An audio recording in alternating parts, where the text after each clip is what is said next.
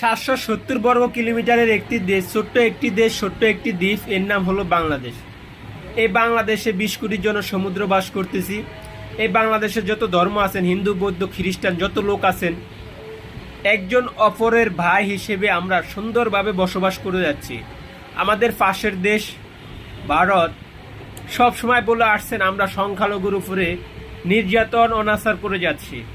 এরা এই মিথ্যাচার করে আমাদের মুসলিম ভাইদেরকে অন্য বড় বড় দেশের কাছে আমাদেরকে ঘৃণার পাত্র হিসেবে করে যাচ্ছেন।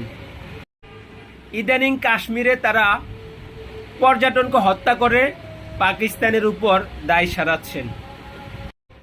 এরা হত্যা করে নাটক সাজিয়ে পাকিস্তানের উপরে হাঙ্গামা, নির্যাতন, দাঙ্গামা শুরু করে দিয়েছেন।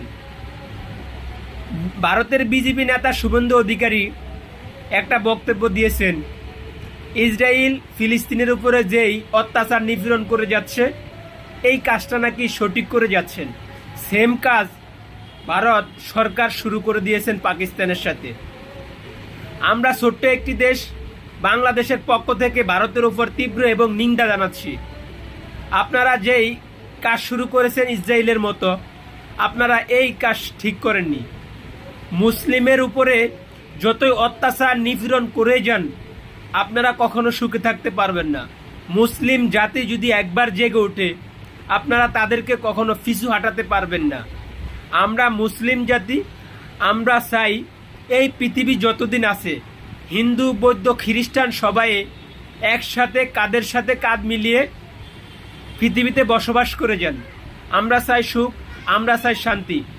আমরা যদি সুখ না চাইতাম, ইসরায়েল লক্ষাধিক ফিলিস্তিনের সাধারণ জনগণ মুসলিম জাতিকে হত্যা করেছেন। আমরা এখনো এর প্রতিবাদ ভালো মতন নিচ্ছি না।